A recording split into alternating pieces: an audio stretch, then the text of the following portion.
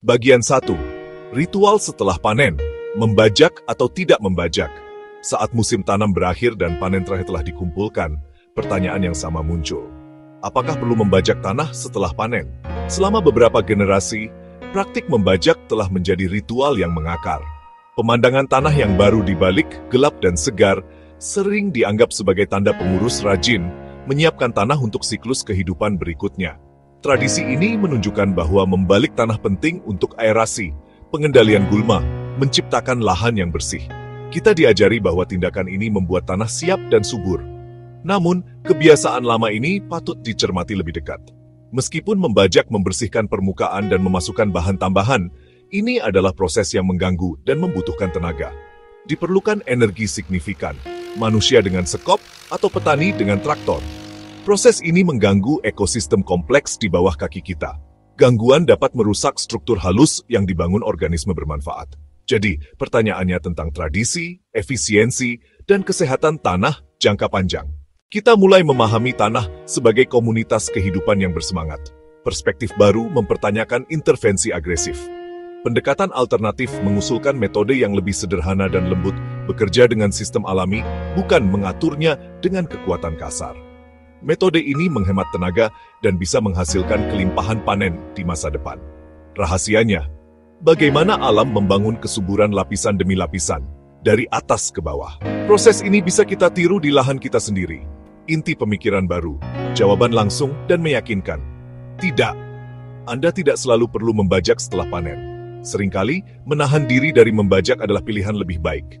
Jika tanah Anda dalam kondisi yang cukup baik, bebas dari tekanan gulma berlebihan, dan tidak menderita pemadatan atau penyakit parah, ada jalan yang jauh lebih mudah. Beri makan tanah dari permukaan, dan biarkan pembajak alami, cacing, mikroba, jamur, melakukan pekerjaan berat untuk Anda. Bagian 3. Kekuatan sederhana. Selimut kompos alternatif untuk membajak sangat sederhana. Aplikasikan lapisan kompos langsung ke permukaan tanah. Metode ini sering disebut top dressing. Cara ampuh untuk mengisi kembali nutrisi dan meningkatkan kesehatan tanah tanpa gangguan penggalian atau pembajakan. Waktu terbaik, tepat setelah membersihkan sisa tanaman. Sebarkan kompos matang dan terurai dengan baik di seluruh bedengan tanam. Ketebalan 1-2 inci, 2 cm. Sebagai titik awal, menyediakan makanan untuk kehidupan tanah. Anda meniru proses alam di hutan.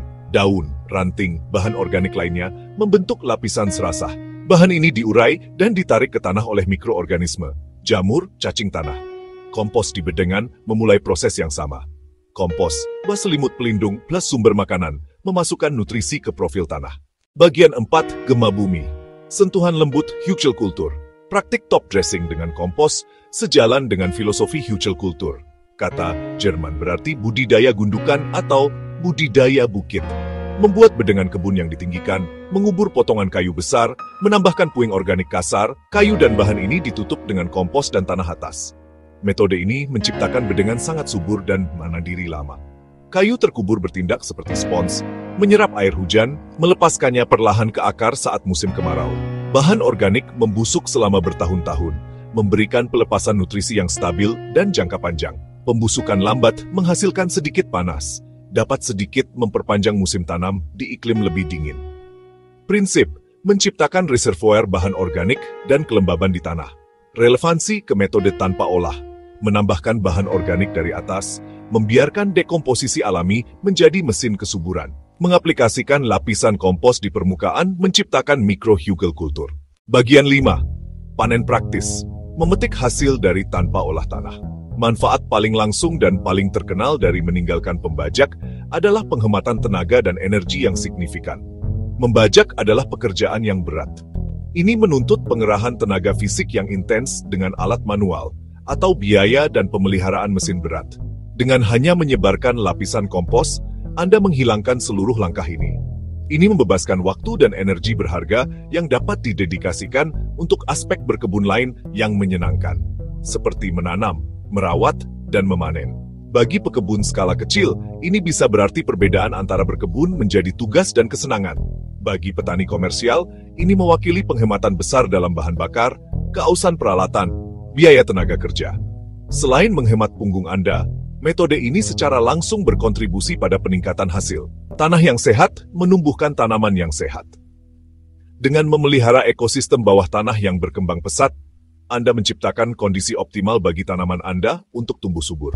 Kompos menyediakan nutrisi lepas lambat yang seimbang, mengurangi kebutuhan pupuk kimia sintetis. Struktur tanah yang ditingkatkan memungkinkan akar untuk menjelajahi volume tanah yang lebih besar, mengakses lebih banyak air dan nutrisi. Ini menghasilkan tanaman yang lebih kuat, lebih tahan terhadap hama dan penyakit, dan pada akhirnya lebih produktif. Seringkali kualitasnya juga lebih tinggi. Bagian 6, langkah pertama Anda di kebun tanpa olah tanah. Checklist visual, clearing debris, spreading compost, menanam bibit. Menerapkan metode sederhana dan kuat ini mudah. Anda bisa langsung memulainya di kebun Anda sendiri. Tidak perlu peralatan khusus atau pelatihan ekstensif. Prosesnya dapat dipecah menjadi beberapa langkah mudah. Memulai dari yang kecil, mengamati hasilnya. Biarkan keberhasilan satu bedengan menginspirasi Anda. Dapatkan kepercayaan diri secara bertahap. Pertama, bersihkan bedengan dari sisa tanaman besar setelah panen terakhir. Potong batang tua di permukaan tanah. Tinggalkan akar di dalam tanah untuk terurai dan membuat saluran. Kedua, tahan keinginan untuk menggali atau membajak. Jika tanah padat, longgaskan perlahan dengan garpu lebar atau garpu gali. Hindari membalik tanah sepenuhnya. Tujuannya, mengaerasi tanpa membalik lapisan tanah. Ketiga, sebarkan kompos matang dan berkualitas secara merata.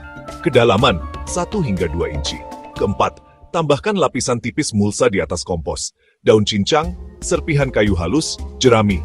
Lapisan atas melindungi tanah, menekan gulma, mempertahankan kelembaban. Kelima, biarkan bedengan beristirahat beberapa minggu jika memungkinkan. Atau lanjutkan, pisahkan lapisan kompos, tanam benih atau bibit langsung ke tanah, lalu sirami lembut.